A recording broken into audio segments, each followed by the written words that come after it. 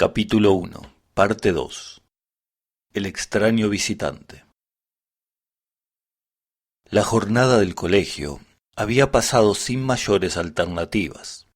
Como todos los días de clase, la política y la situación mundial se habían mezclado con todas las asignaturas.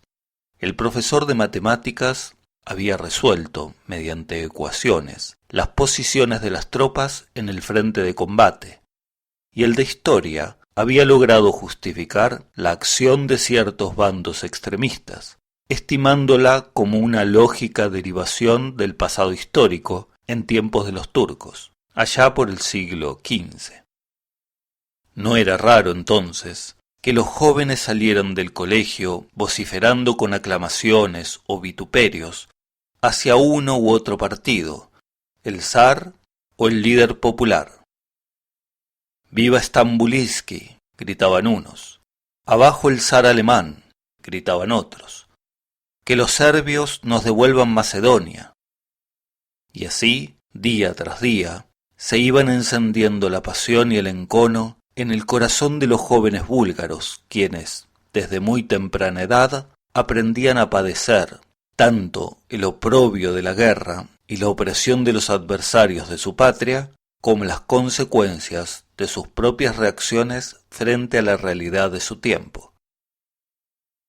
Emil Darev gustaba de tales disputas callejeras, mucho más que sus amigos.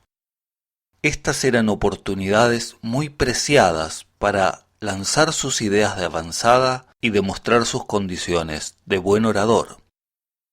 Se sentía algo así como un baluarte de la oposición, y aunque su voz, debido a su adolescencia, se negaba a una emisión de recio carácter, había fuego suficiente en sus discursos para hacerse admirar y respetar. Después de lanzar sus opiniones, sin temor ni cortedad, cerraba todo debate con un enérgico ademán y la querella estudiantil se daba por concluida. Entonces los estudiantes se dispersaban y la calma retornaba a Kazanlak. Para volver a la aldea, nuestros jóvenes lo hacían caminando. No había transporte que los condujera porque Rayo, una vez entregada su carga, regresaba a sus labores en la chacra al promediar la mañana. A pesar de esto, el viaje de vuelta resultaba placentero. Lo hacían acortando distancia por un senderillo bordeado de avellanos. El aire cálido del mediodía parecía acentuar el perfume de las flores que, por ser primavera, las había en abundancia. A pocos pasos del camino, un brazo del Tundia corría serpenteando entre la vega, y los muchachos dejaban sus cartapacios sobre una piedra y, descalzándose, chapoteaban en la refrescante corriente del río, mientras la hija del Pope se entretenía haciendo ramilletes para el altar. Dina procuraba alejarse de sus compañeros, pues poco le agradaban sus bruscos juegos, sus palabras groseras y acaloradas discusiones. Y éstos la ignoraban casi por completo, menos Andrei, quien a ratos se acordaba de ella y la buscaba con la mirada, disimuladamente, para evitar las burlas de sus amigos, quienes le decían que estaba enamorado. Y tal vez fuese verdad, porque ante tales chanzas solía sonrojarse. La niña amaba a sus compañeros, aunque no lograba comprenderlos demasiado. Las ideas y actitudes de los jóvenes la desconcertaban, quizá debido a las prevenciones de su padre, quien no cesaba de hacerle ver los riesgos de tales relaciones. Algún día irán todos a la cárcel, y tú con ellos, si intervienes en sus juegos subversivos. Era la diaria reconvención de Vladimir. «Dios me ampare», le respondía la hija, temerosa, asegurándole que guardaba la debida distancia de los revoltosos. ¿Por qué serán así sus amigos? ¿Por qué no serán más juiciosos? ¿Con qué ganas zambulliría mis piernas en el río? Ah, pero si el padrecito se entera. Así iba pensando Dina, cuando de pronto dio un grito de horror. Deslizándose entre la maleza huía una serpiente, después de haber inoculado su veneno en la pantorrilla de la desprevenida muchacha. El primero que corrió hacia ella fue Andrei. Los otros compañeros lo siguieron y hallaron a la joven desvanecida sobre la hierba. No muy lejos de allí, descubrieron el ofidio enroscado junto a un árbol. Por la línea en zigzag dibujada sobre el lomo, reconocieron a la pepeleanca, el reptil más peligroso de la región. Mientras Andrei lloraba sin saber qué hacer, Rumen se encargaba de matar con piedras al reptil.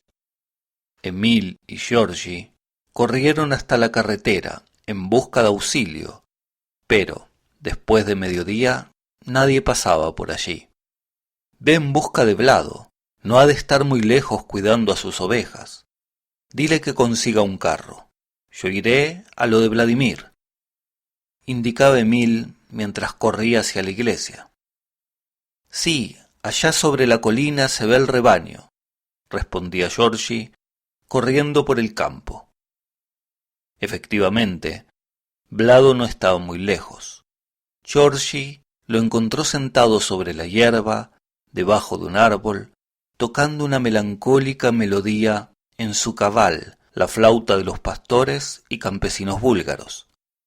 Cuando se enteró de lo que ocurría, de un brinco se puso de pie. Nunca había sido tan rápido. Lo más pronto que pudo llegó a la hacienda y aprontó a la yunta. Sacó su carreta y acolchó el tablado con fardos de espliego y arpilleras. Unció al yugo los bueyes con fuerte coyunda y partió picaneando hasta la entrada del avellanal. Los muchachos se encargaron de transportar a Dina hasta la carreta y la tendieron sobre el mullido jerjón, sin que hubiera vuelto en sí. Andrei subió junto a ella y no dejaba de observar la herida, aureoleada por manchas violáceas que se extendían con gran rapidez endureciendo la zona afectada, y también observaba su lívida cara y sus labios cárdenos, hinchados y resecos. Al fin llegaron a la casa del Pope, junto a la iglesia. Vladimir los recibió llorando, y en un impulso desesperante se abalanzó sobre la carreta para abrazar a la hija que creía muerta.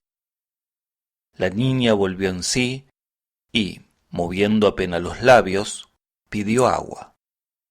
«Está viva, decía Vladimir con marcada emoción, mientras la niña lo miraba como aturdida. Dina fue llevada a su cama. Respiraba con dificultad. A su alrededor todos lloraban, impotentes, ante la desgracia que se avecinaba. «Vlado, ve con tu carreta hasta la ciudad y busca a un médico», dijo Emil resueltamente, pues parecía ser el único que guardaba cierto ánimo. «Ya es tarde, ha pasado mucho tiempo, mi hija se muere. Oh, Señor, haz un milagro», decía el dolorido padre, clamando al cielo. A pesar de la desalentada frase de Vladimir, Emil empujaba a Vlado hacia la puerta, apurándolo para que cumpliera su indicación. Pero Vlado tuvo una ocurrencia que todos consideraron acertada. «Dicen que Peter Danov es médico, iré a buscarlo». Pero no hubo necesidad de llamarlo. La puerta se abrió y un hombre penetró silenciosamente. «Es Peter Danov», gritó Vlado, tembloroso, y se echó a sus pies. Vladimir también cayó de rodillas y juntó sus manos implorantes. «Haga algo por mi hija, por piedad». Todos miraban a Danov, anhelantes, deseando que en realidad pudiera hacer algo por la niña. «¿Quiere un cuchillo calentado al rojo para quemar la herida?», preguntó ingenuamente Andrei, deseando ser útil. Danov lo miró y sonrió bondadosamente. Se dirigió hasta el lecho y puso sus manos sobre la cabeza de la joven, pronunciando palabras inaudibles. Dina abrió los ojos y lo miró largamente, como si contemplara una visión. Luego volvió a pedir que le dieran agua. Sobre la mesita junto al lecho había un vaso y una jarra. Danov llenó el vaso, lo miró durante un breve momento y le dio de beber. Dina bebió. Los primeros sorbos pasaron con dificultad, luego fácilmente, hasta vaciar el vaso. Respiró profundamente y se quedó dormida. Al ver que la joven reposaba tranquila, Danov se retiró, tan silenciosamente como había entrado. Todos rodeaban a Dina, observando, ansiosos, los cambios que se iban produciendo en su rostro.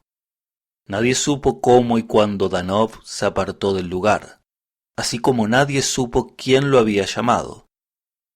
Vladimir ya no oraba. Contemplaba a su hija sin atinar a comprender lo que había pasado. El rostro de Dina comenzó a deshincharse, los labios palidecieron y con un profundo suspiro despertó, después de haber dormido durante 4 horas consecutivas. Gracias, Señor, dijo Vladimir con sus ojos vueltos al cielo. Ese hombre será un hereje que adora al sol, pero bendito sea.